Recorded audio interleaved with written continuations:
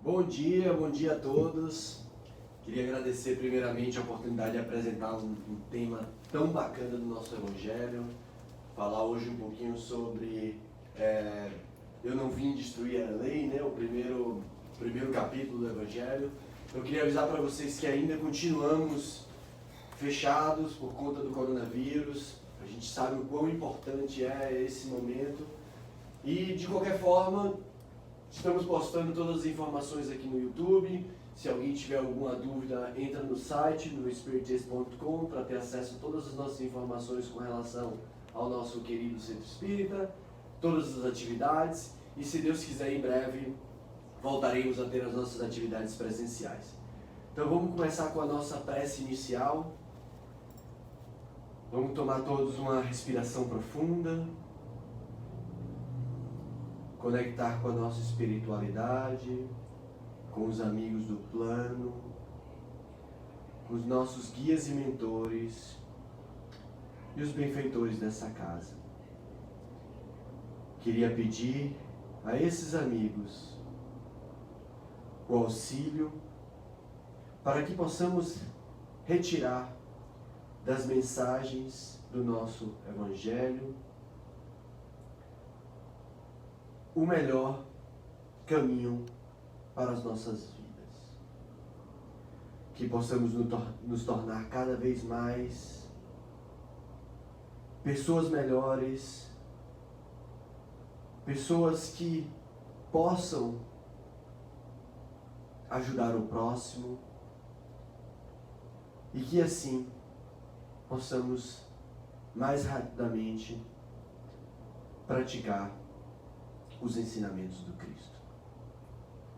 Pedimos mais uma vez o auxílio e que todos nós possamos desfrutar ao máximo dessa mensagem de hoje. Que assim seja. Pois bem, então hoje vamos falar sobre Eu não vim destruir a lei, né, e conversar um pouquinho sobre cada um vamos falar um pouquinho sobre Moisés, vamos falar um pouquinho sobre Jesus e vamos falar um pouquinho sobre o Espiritismo, que são as 3 revelações. Mas primeiro, a gente queria começar pelo que Jesus disse, né? Então ele diz: não pensem que eu vim para destruir a lei ou desmentir os profetas. Lembrem que antes de Jesus, a gente teve Moisés e teve outros profetas também. Então, eu não vim destruir, mas vim para dar cumprimento às leis de Deus. Em verdade, digo a vocês que o céu e a terra não passarão sem que tudo o que se acha na lei esteja totalmente cumprido, enquanto reste um único iota ou um único ponto. E aí eu queria falar com vocês sobre essa parte que ele fala: entre o céu e a terra não passarão. E o que quer dizer isso? Ele quer dizer que o céu e a terra, ou seja, o mundo espiritual e o plano material, precisam estar em total harmonia para que a gente consiga evoluir mais rápido. Então, eles existirão para sempre e até que o bem e a lei do amor sejam cumpridas. Quando ele fala do iota, iota é um símbolo grego, é uma letra grega que representa a menor parte, ou seja, até que a menor parte, a menor das atitudes esteja em harmonia com a lei do amor, é que essa humanidade conseguirá essa evolução. E aí a gente vai falar um pouco agora das 3 revelações. Então a gente tem um passado, né? Então a gente tiveram alguns profetas que vieram antes. Depois a gente tem um pouco mais conhecido Moisés, por cerca de 1250 a.C., trazendo pela primeira vez a lei da justiça divina. Depois a gente tem o nosso muito conhecido Jesus Cristo, nosso governador, nosso presidente do nosso planeta, enfim, aí podemos dar o nome que a gente quiser, mas a pessoa que foi, o Espírito que foi designado por Deus para governar o nosso planeta. E aí ele data de 30 a.C., E ele vem trazendo a lei do amor, e é exatamente esse 30 antes de Cristo, porque foi com 30 anos que Cristo tem o batismo, né? E ele se renova e ele segue em peregrinação. Mas a gente vai falar um pouquinho também sobre Jesus e a sua revelação. E por último, a nossa terceira revelação, que ele vem, que é o Espiritismo, que ele vem através de Allan Kardec. Na verdade ele veio um pouquinho antes, né? Ele começa um pouquinho antes, mas a codificação toda foi feita através de Allan Kardec em 1850, por volta de 1850, trazendo a lei da verdade. Então Jesus fala da lei do amor, Moisés da lei da justiça, e o Espiritismo vem agora mostrar um pouco da lei da verdade. E aí vamos falar, eu não sei se vocês conseguem ver direito, mas aí a gente tem uma imagem do Monte Sinai, o Monte Sinai que foi muito importante na passagem de Moisés. E aí eu queria contar um pouquinho da história de Moisés, para aqueles que não conhecem, né?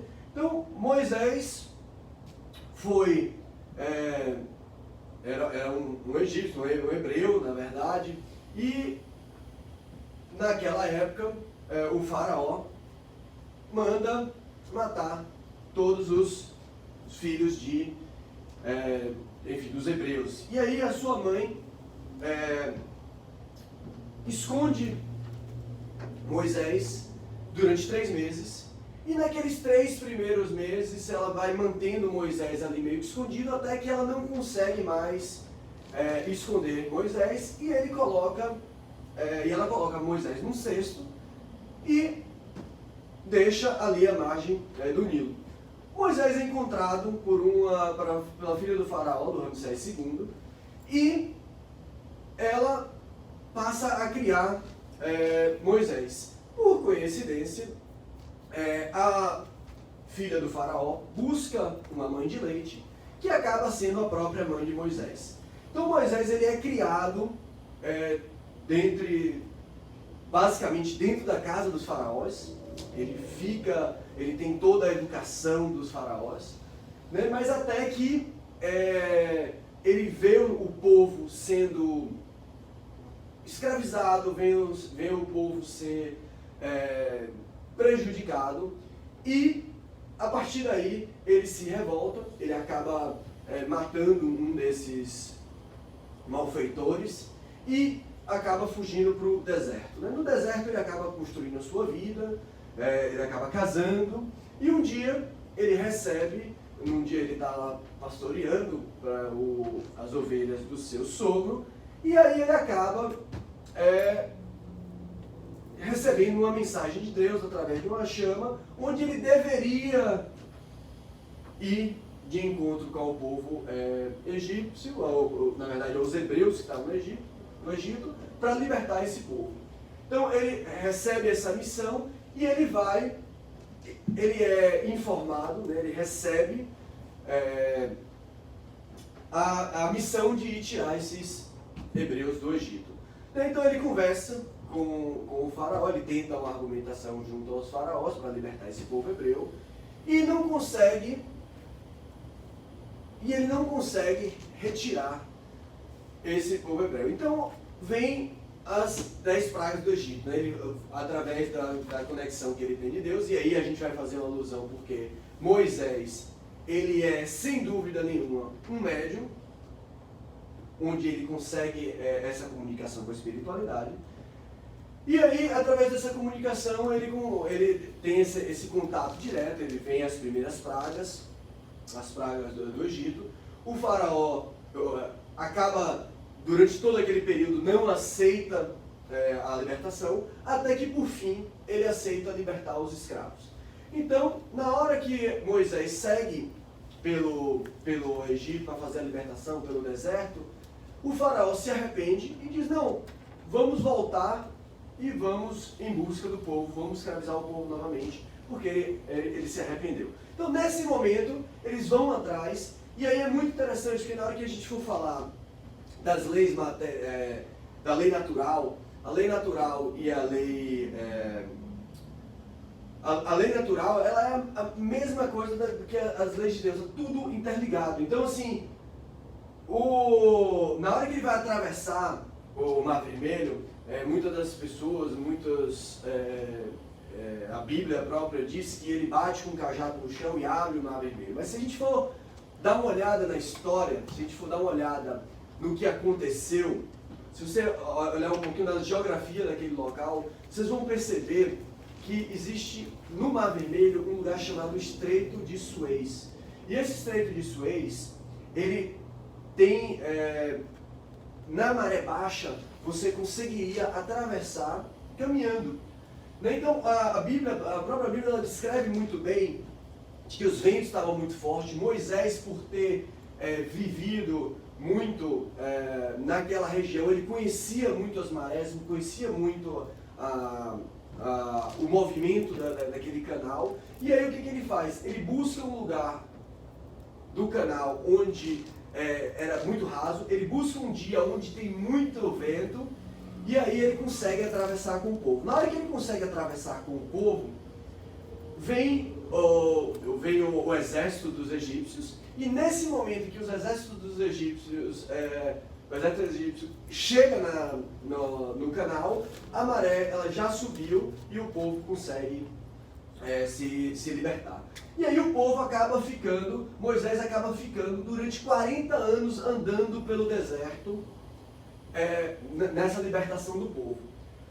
Uma das passagens de Moisés, que é muito importante, que a gente vai falar aqui hoje, é sobre o Sermão do Monte, o Sermão da Montanha, que acontece no momento da peregrinação, logo no início, quando Moisés sobe até o Monte Sinai e recebe os 10 mandamentos.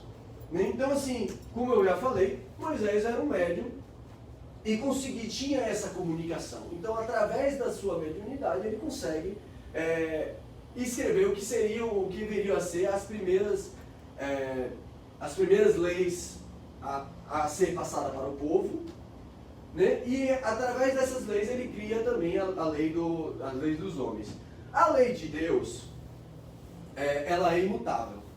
Então, se a gente observar os 10 mandamentos, mesmo tanto tempo que se passou, ela permanece atual até hoje. Um pouco diferente das leis dos homens, que muda constantemente à medida que o povo vai evoluindo.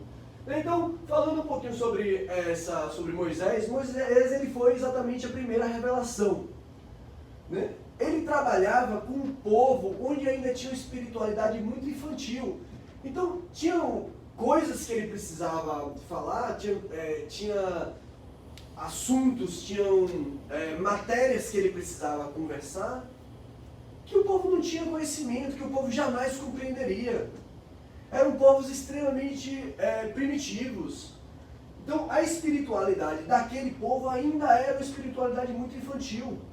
Então, não tinha como trazer uma revelação de alto teor evolutivo, porque aqueles espíritos não iam compreender.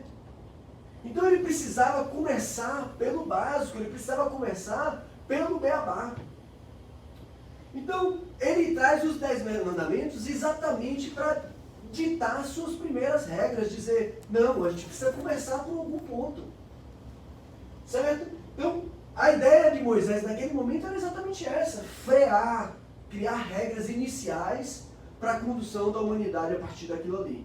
Então, isso é muito importante na hora que a gente fala do nosso contexto de que Jesus não vem para destruir a lei, Jesus ou o Espírito, ele não vem para destruir a lei de Moisés, a lei de Deus, que foi, na verdade, passada através de Moisés, é imutável. Então, ninguém vem para destruir, e sim agregar, e sim dar a esse povo, a partir do momento que a gente vai evoluindo espiritualmente, vamos dando embasamento para que a gente possa receber informações novas e evoluir a partir daí.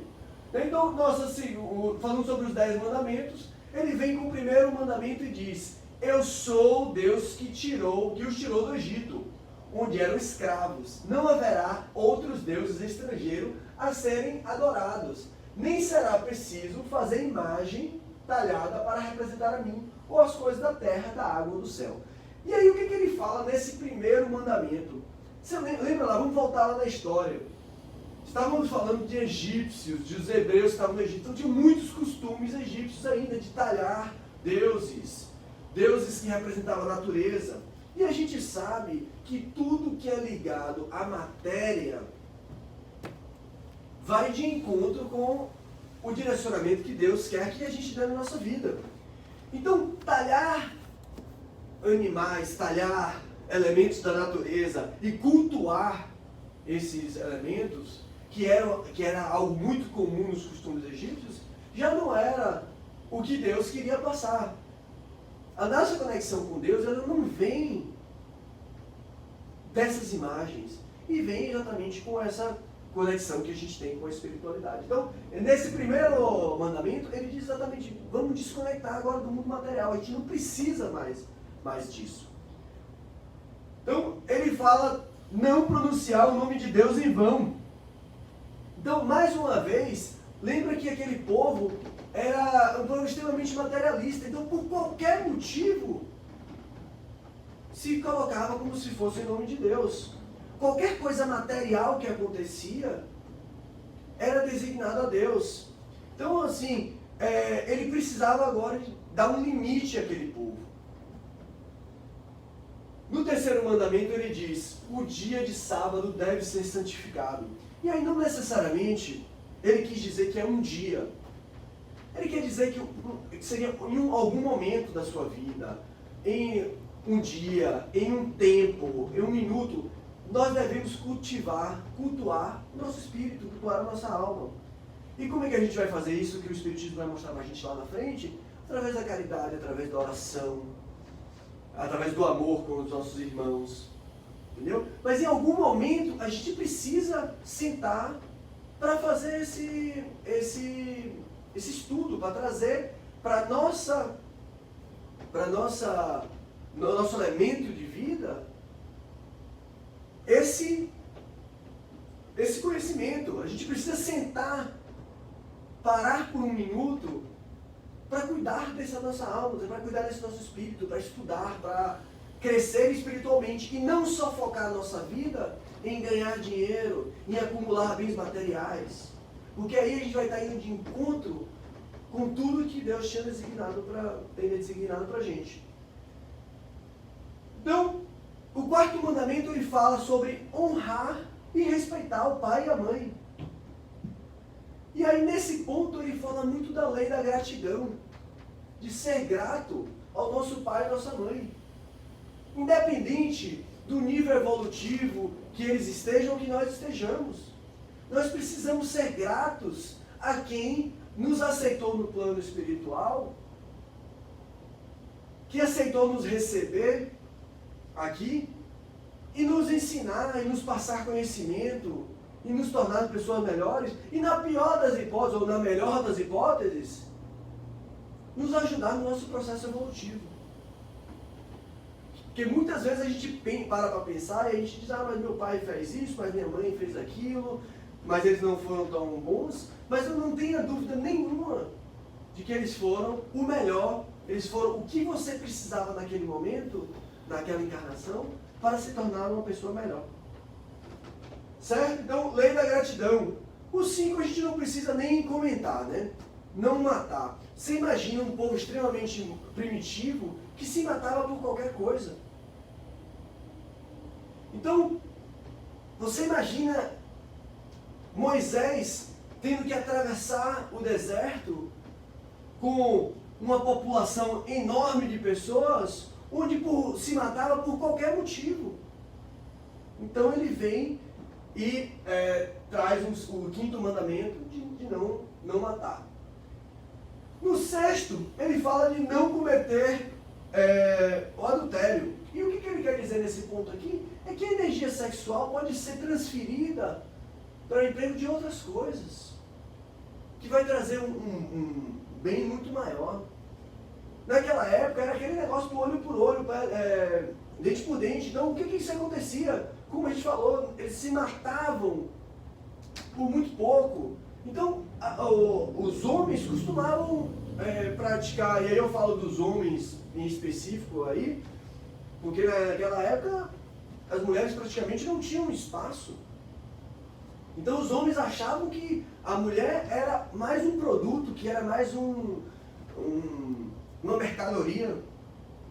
Então era muito fácil chegar e se roubar a mulher do outro, e se levar, e se praticar o adultério. Então assim, nesse momento eu dizia que essa energia sexual ela precisava ser conduzida de uma forma melhor. No sétimo, não roubar. Lembrem, qualquer coisa que é absorvida de forma ilícita, que não vai de encontro com a lei do trabalho, também não é adorada por Deus, também não é vista com bons olhos. Então precisamos sim trabalhar e roubar jamais. O nosso irmão trabalhou, nosso irmão se esforçou para conseguir aquilo, e nós não podemos simplesmente chegar lá e subtrair dele de forma ilícita. Então, ele precisava nesse momento colocar como taxativa de que não se poderia mais roubar.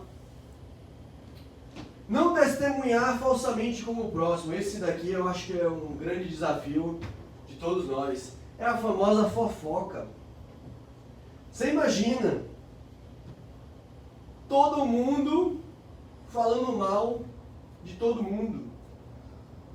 A maledicência. Então, observem que todos esses mandamentos são bastante atuais.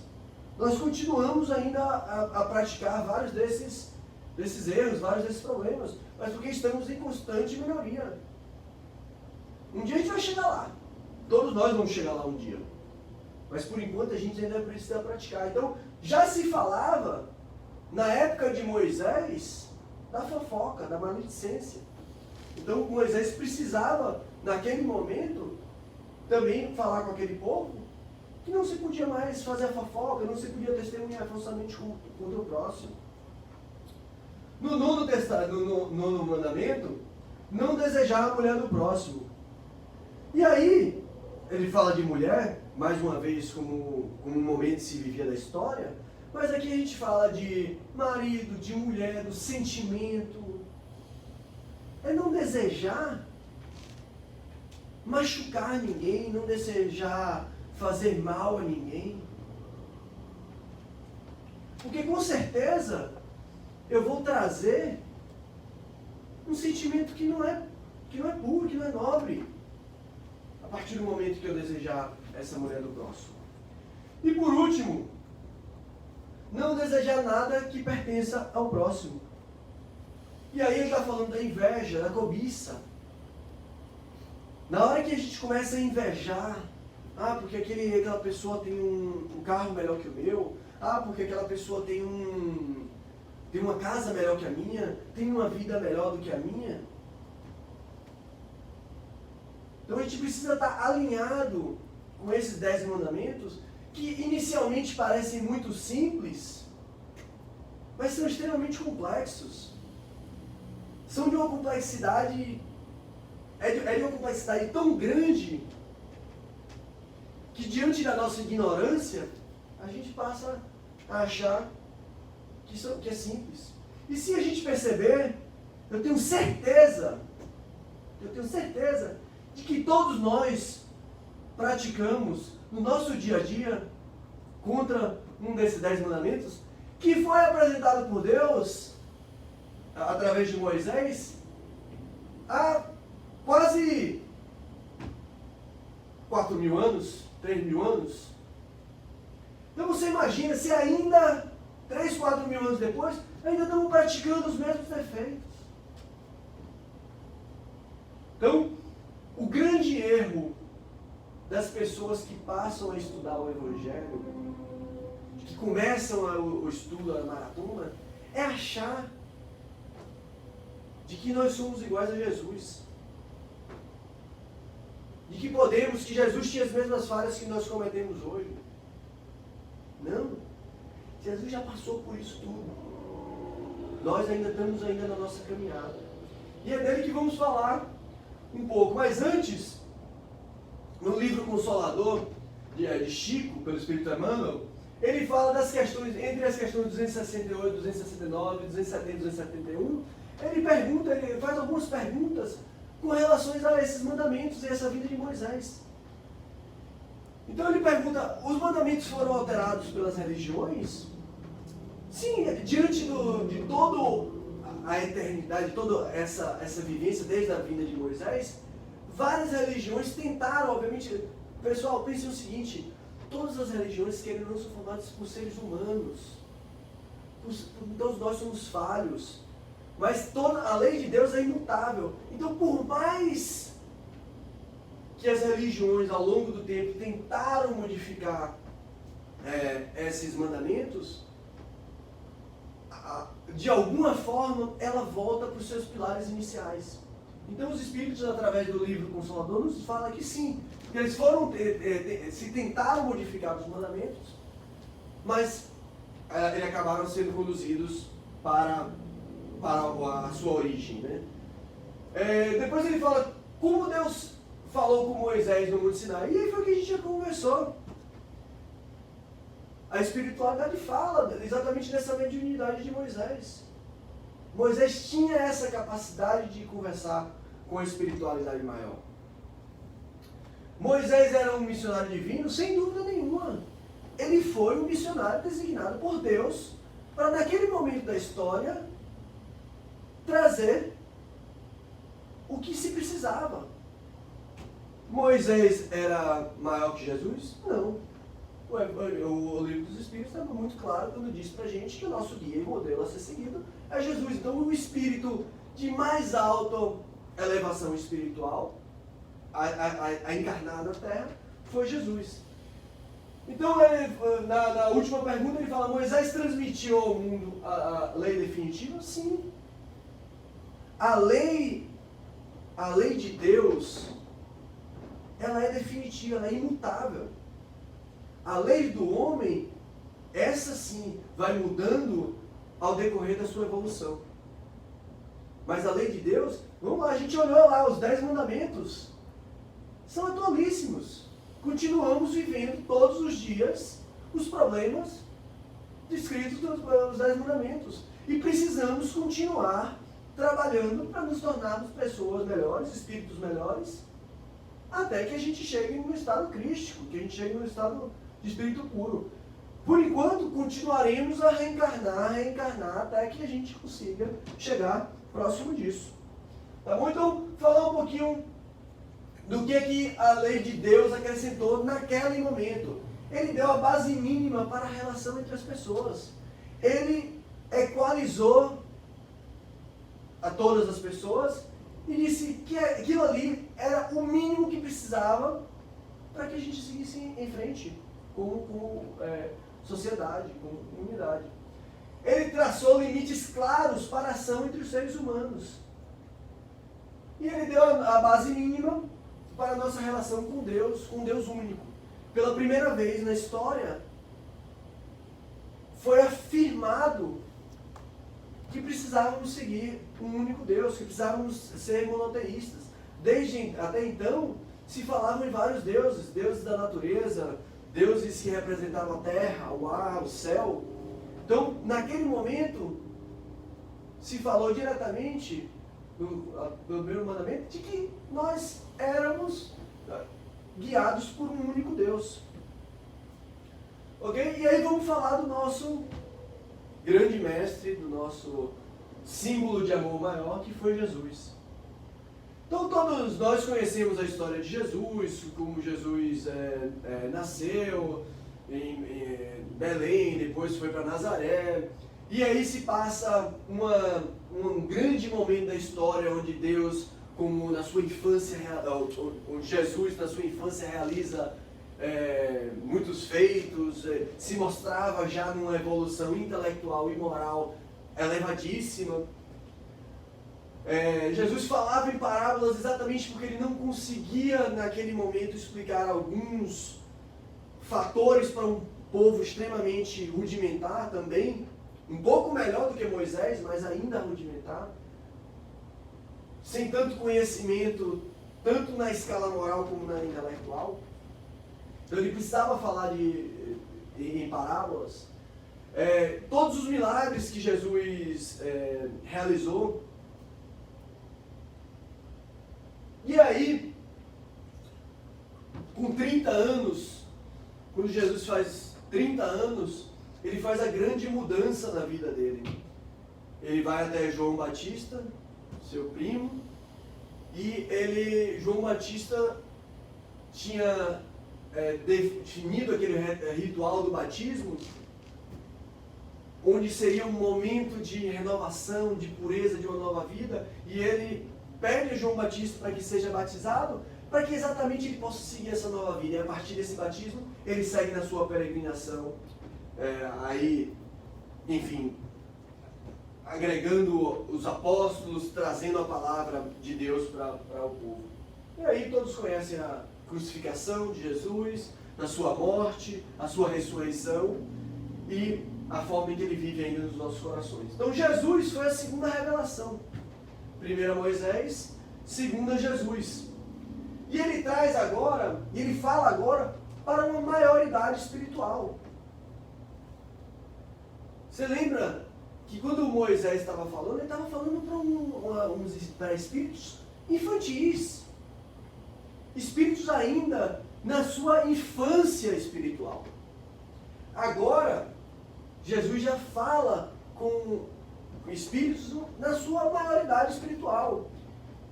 Então Jesus agora, ele já podia apresentar um pouco mais de informação do que Moisés.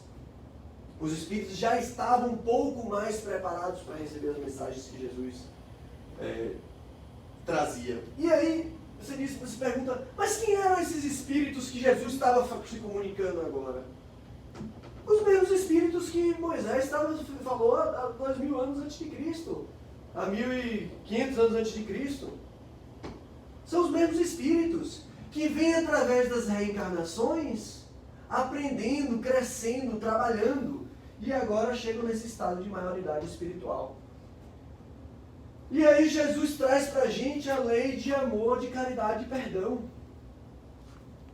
Ele já traz uma outra vertente. Ele é muito claro, ele diz, eu não vim para destruir a lei, eu vim para agregar, eu vim para fazer com que ela seja cumprida. Ele traz a lei do amor, da caridade e do perdão para que a gente entenda que só dessa forma é que a gente chegará ao estado puro, que a gente chegará aos reinos dos céus. Ele passa, lembra lá, Moisés, ele avisa ao povo, não, se você já não matar, se você já não fizer nada, se você não praticar o mal, já está bom. Agora Jesus vem com uma nova mensagem. Jesus diz que agora você precisa agir, você precisa fazer o bem. Você precisa transformar e praticar. Então ele, quando questionado sobre os primeiros mandamentos, ele respondeu, qual seria o primeiro mandamento? Amarás o Senhor teu Deus de todo o seu coração e de sua alma e de todo o seu pensamento. Esse é o primeiro e grande mandamento. E o segundo, semelhante a esse, amarás o teu próximo como a si mesmo. Então, olha que mensagem linda Jesus traz para a gente.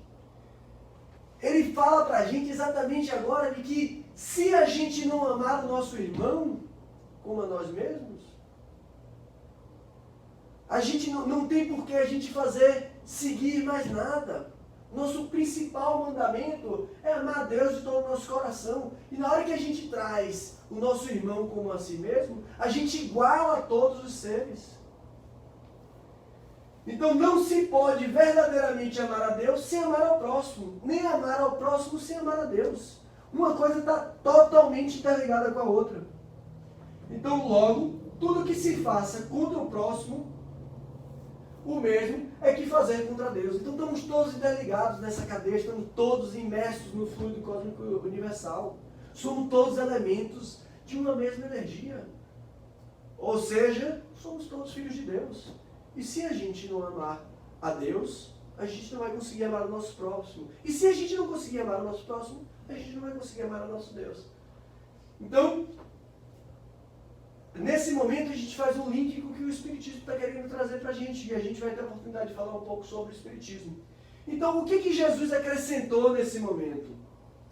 Ele acrescentou que a verdadeira vida não está na terra, e sim no reino dos céus.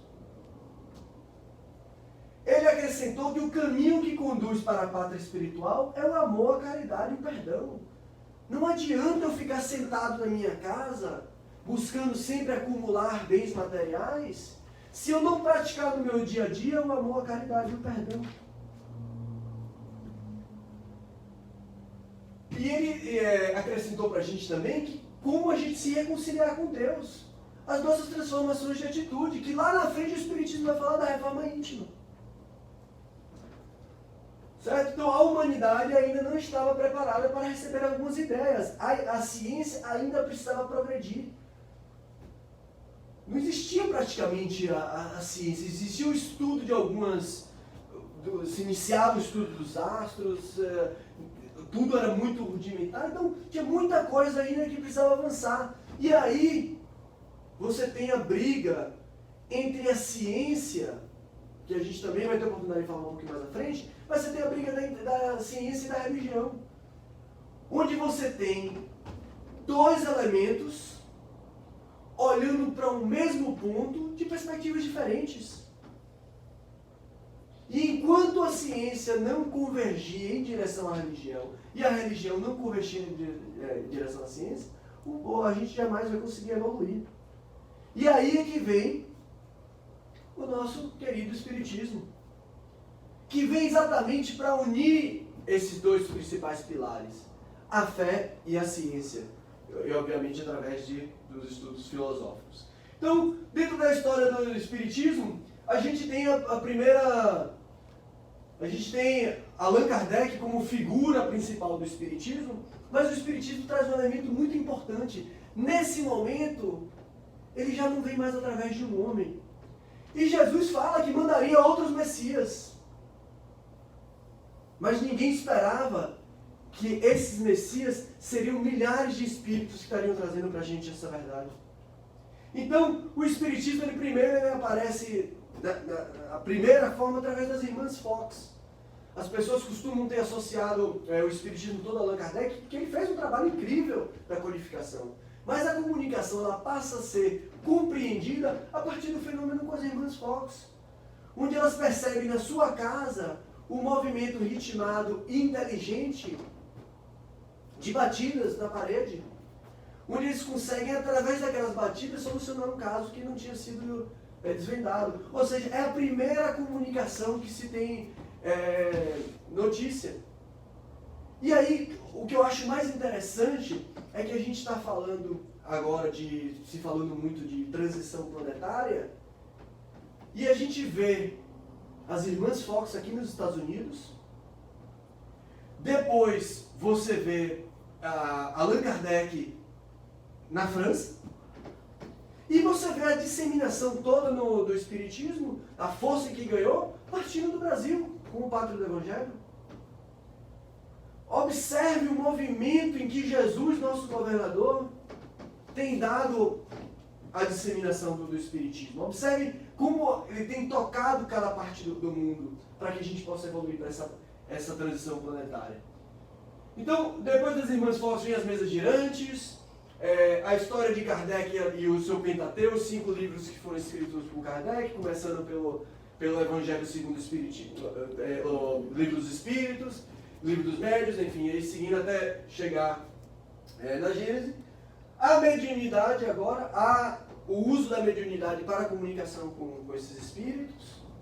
E aí você tem, entre tantos médiuns, o nosso querido Chico, que vem também nos mostrar, através de tanta humildade, de tanto amor, um pouco desse modelo de Jesus. E a gente vê, e é interessante a gente falar de Chico, porque assim como tantos outros médiuns que vêm fazendo um trabalho espetacular, como Divaldo, enfim, Haroldo, que tem falado muito para o público também, mas ou tantos outros médiuns que vêm fazendo esse trabalho, mas eu gosto muito de pegar o exemplo de Chico, porque, enfim, é o médium mais conhecido do mundo, foi o médium mais conhecido do mundo, mas você imagina Chico com aquela pureza de coração, encarnando na Terra, com uma missão belíssima para mostrar para a gente de o quanto que a gente ainda precisa trabalhar para nos tornarmos melhores. Então, o Espiritismo ele vem com essa terceira revelação. Nesse momento, os espíritos já têm uma maior maturidade espiritual. A ciência já evoluiu a tal ponto de que a gente pode agora falar desses assuntos. O povo vai passar a compreender um pouco mais, o Espírito vai... E lembre do seguinte, todas essas mensagens que foram faladas por todos esses, por Moisés, por Jesus e pelo Espiritismo, vem comunicar não com o corpo físico, que morre e vai ser degradado pela terra, mas ele vem comunicar com um espírito imortal, com um espírito que vem evoluindo ao longo das suas encarnações. Então, a forma que ele tem de trazer essas mensagens é através da codificação, através do sentimento, através da comunicação entre vários espíritos trazendo uma mensagem, onde Kardec simplesmente é um trabalho gigantesco, mas o que o Kardec fez no final das contas foi reunir o pensamento, a ideia de todos esses espíritos em 5 livros iniciais, e mais, obviamente, as revistas espíritas, enfim. Então, nesse momento, o Espiritismo vem para esclarecer. Mais uma vez reforço o que Jesus disse, não vim para mudar nada. Eu vim para agregar, para trazer mais informação. E aí, o Espiritismo e a qualificação, o Espiritismo é a nova ciência que vem revelar aos homens a existência de um mundo espiritual. Que muito provavelmente, pelos relatos históricos que a gente tem, em algum momento a humanidade tinha essa comunicação, mas não sabia utilizar aquilo. Os próprios egípcios, se tem relatos dessas comunicações com o Espírito, e por algum momento a humanidade não soube utilizar isso, e nos foi retirado. Até que o Espiritismo vem com uma maior maturidade espiritual, trazendo para a gente esse conhecimento novamente, trazendo para a gente essa oportunidade de comunicar com os Espíritos e entender um pouco mais o que Jesus e Moisés tinham nos passado. Então ele apresenta a interferência entre os dois mundos como um processo natural. Isso faz parte. Eu me lembro de quando eu estava começando no Espiritismo, mais ou menos, acho uns 15 anos atrás, a forma em que a gente se apegava aos fenômenos como algo extraordinário, como algo que não era desse mundo. E é a coisa mais natural que tem. O não natural é estar encarnado. Nós somos espíritos imortais. O nosso normal é estar desencarnado, é estar fora de um corpo físico. Estamos aqui para ser provados. Estamos lá na escola, lá, estudamos o ano inteiro. E agora a gente vai precisar ser provado. E essa é a prova que a gente tem. A gente vai lá no mundo espiritual, ver todos os erros que a gente fez, aprender com a espiritualidade para aplicar aquilo na prova. Para passar nessa prova aqui. Então o Espiritismo vem para ajudar na compreensão da Bíblia e dos ensinamentos de Jesus. Em nenhum momento estamos em conflito. Não queremos, a ideia não é entrar em conflito com o que foi ensinado, e sim acrescentar algo que no passado não se tinha discernimento, não tinha conhecimento, não tinha maturidade para se conhecer. Então ele não vem através de um único homem, e sim de milhares de espíritos. E aí o que diz, não vim destruir a lei cristã, vim executá-la. Ele vem com a finalidade de nos preparar para essa transição planetária. Os efeitos do Espiritismo: desenvolver o sentimento religioso aumentado, a serenidade da morte. Por que a gente tem tanto medo de morrer? Vocês já passaram para refletir sobre isso? Por que o ser humano tem tanto medo de morrer?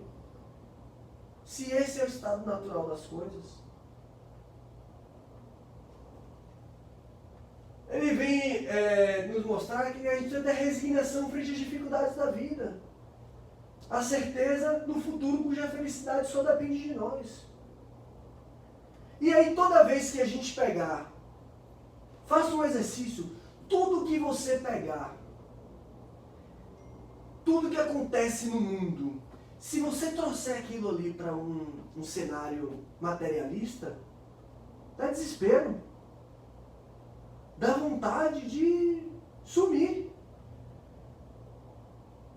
Se você pegar qualquer coisa que acontece na nossa vida, se você pensar na morte, o meu irmão faleceu, se você pensar como aquilo no critério materialista, aquilo ali vai virar um sufoco. Mas se você pensa como um espírito imortal, aquilo ali passa a fazer muito mais sentido. Então ele vem para estimular o perdão e a tolerância, com os defeitos alheios, eliminando o egoísmo. Certo? E aí ele faz, o que eu achei muito, muito interessante isso, na hora que a gente faz um estudo do Evangelho, Kardec traz 4 pilares básicos para se entender o Sermão do Monte, para se entender o Sermão da Montanha. E quais são esses 4 pilares? São exatamente do capítulo 1, 2, 3 e 4 do Evangelho. Ele começa pelos principais pilares. Se a gente ler o Sermão do Monte hoje e não compreender esses 4 pilares, o Sermão do Monte não faz nenhum sentido. Então, o primeiro de tudo, eu não vim destruir a lei. O segundo capítulo, ele fala exatamente que o meu reino não é desse mundo. Existem várias moradas na casa do meu pai.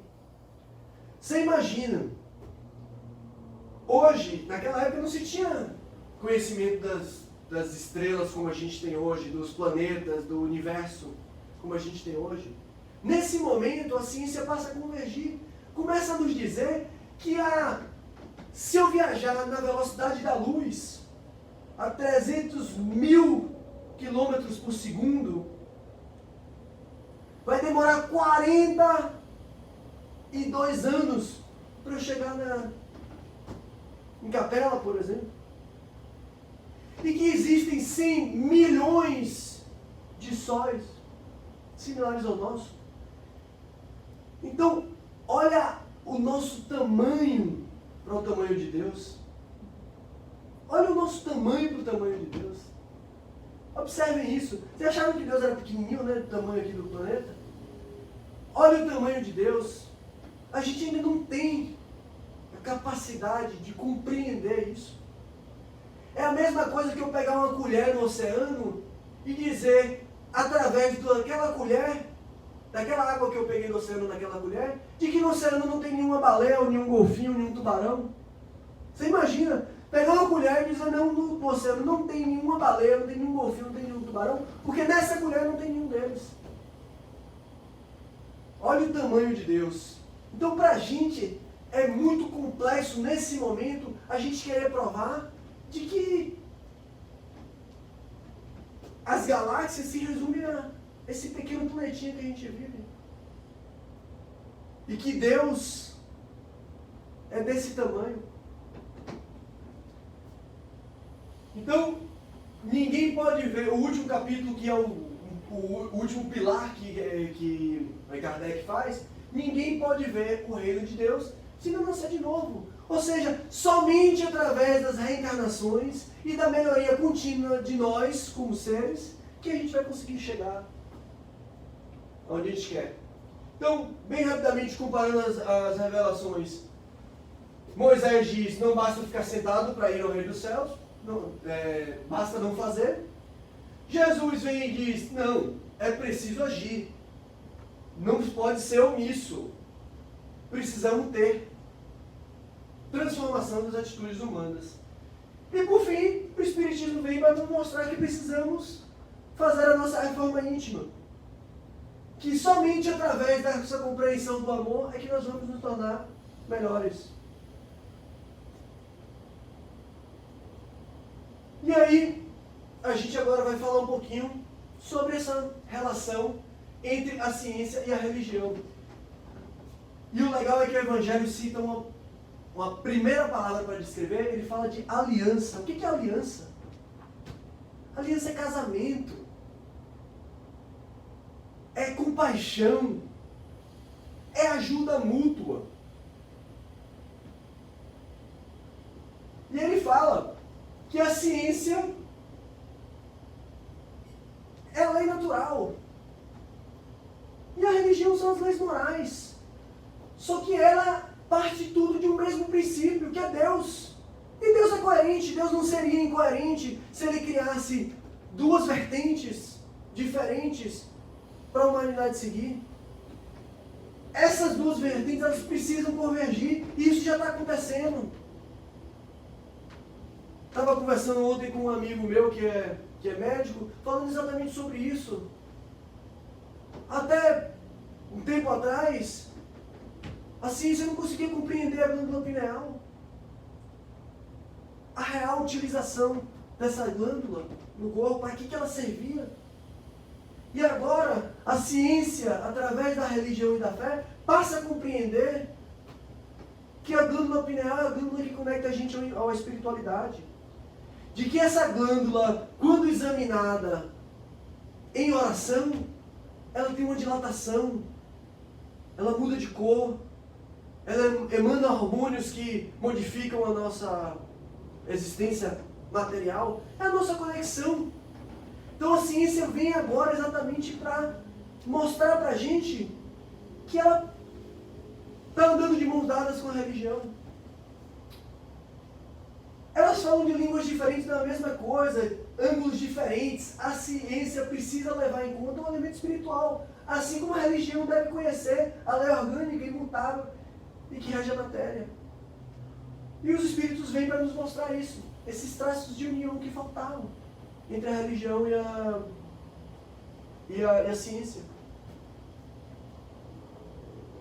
Em Evolução em Dois Mundos, André Luiz fala algo que é espetacular. Ele fala, se você examinar um átomo de hidrogênio, um próton e um elétron um próton e um nêutron atraindo um elétron, essa lei de atração é a mesma que a lei do amor, que nos une a um ser amado. Certo? Então, estamos agora começando a falar que a lei moral e a lei natural é a mesma coisa. Que a gravidade que é exercida no nosso planeta tem uma ligação direta com a lei moral. Tudo que acontece aqui, e aí por isso que na hora que a gente fala de Moisés, sobre Moisés bater o cajado como se é descrito na Bíblia, não faz sentido, porque ele vai de encontro à lei natural. Então precisa ter uma explicação para o que foi acontecido. Sobre o conhecimento de Moisés com relação às marés, sobre o Estreito de Suez, que logo após a época napoleônica veio a ser construído o canal de Suez.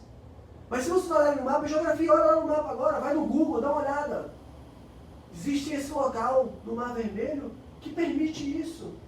Que em grandes ventos se pode, quem sabe, ver o fundo, como foi descrito no período de Moisés. Então a gente precisa elencar sim a religião com a ciência nesse momento. E o Espiritismo veio exatamente para isso. Então, por último, a gente vem falar da nova era. Onde Jesus vem trazendo a verdade. A humanidade prefere, após a partida de Jesus, prefere voltar à ignorância, voltar às trevas. A ciência é utilizada para querer brigar com a religião, e a religião para brigar com a ciência. Sendo uma e a outra utilizada para o mal. Coisas que deveriam vir para o bem, como a própria bomba atômica. Einstein se sente, antes de morrer, faz uma citação, onde ele se sente totalmente envergonhado por contribuir com esse estudo. Onde algo que era benéfico para a humanidade é utilizado para o mal. Então, nesse momento onde a gente entra agora num planeta de regeneração, a gente agora vai precisar vertir para o bem. Ou então a gente não vai ser mais permitido reencarnar nesse nosso querido planeta. Então todos nós precisamos estar preparados. E como é que eu vou me preparar? Primeiro, pela minha reforma íntima, me tornando uma pessoa melhor. Como é que eu vou fazer isso? Através da caridade, através do amor. Lembra o que Jesus falou? A segunda lei.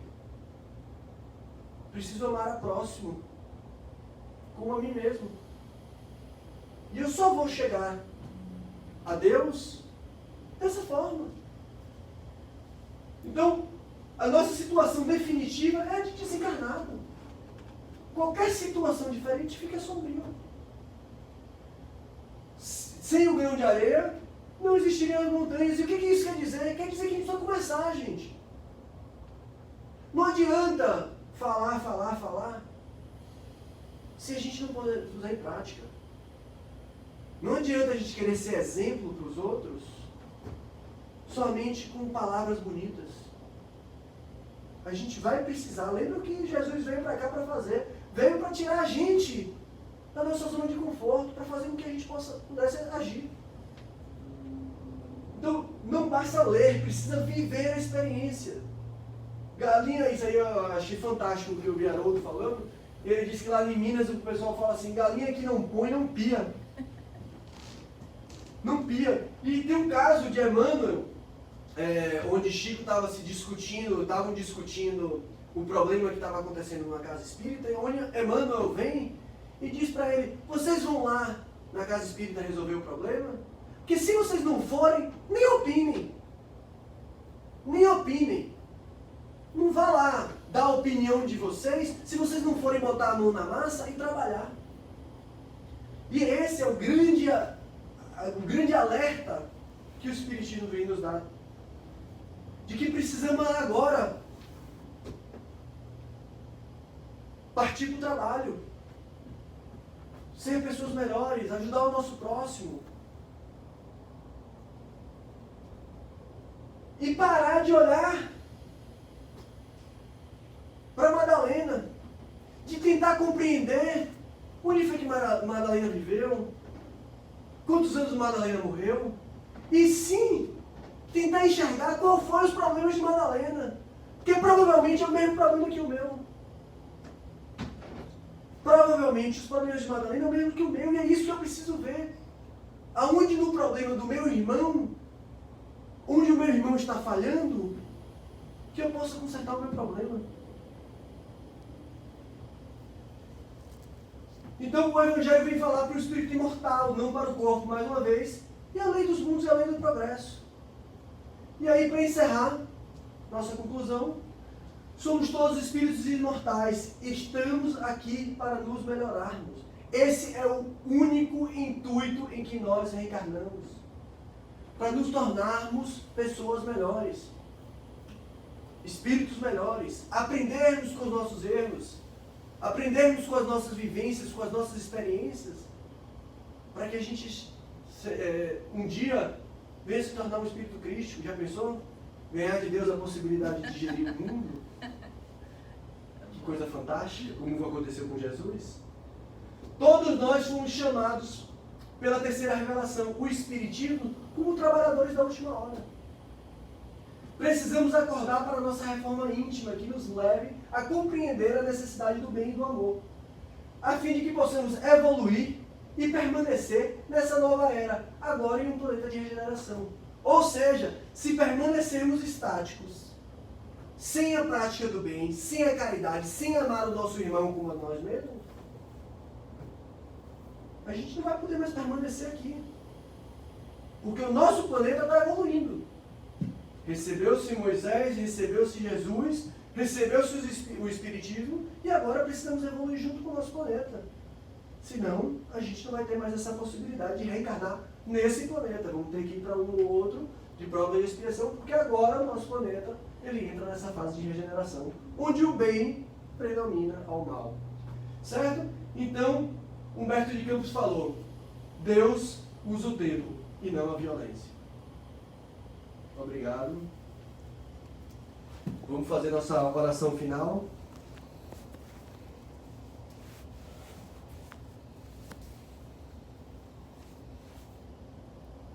Vamos todos agradecer ao nosso Pai Maior, ao nosso Mestre Jesus,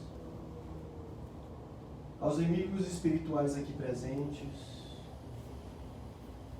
aos amigos espirituais, guias e mentores na casa de cada um que está nos assistindo, e em cada um que esteja no nosso planeta, que esteja buscando o seu melhoramento moral.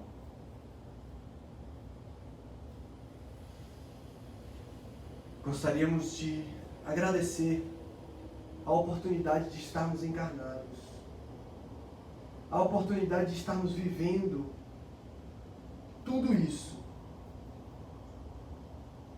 em prol da nossa evolução. Que possamos ter fé, Senhor, para jamais achar que nós vamos conseguir. Que possamos ter persistência e resiliência diante das nossas provas. Porque é por isso que nós estamos aqui.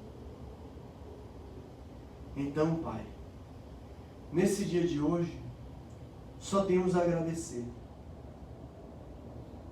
e pedir para que continue iluminando as nossas vidas. Que todos nós tenhamos uma excelente semana e que Deus continue com todos nós. Que assim seja.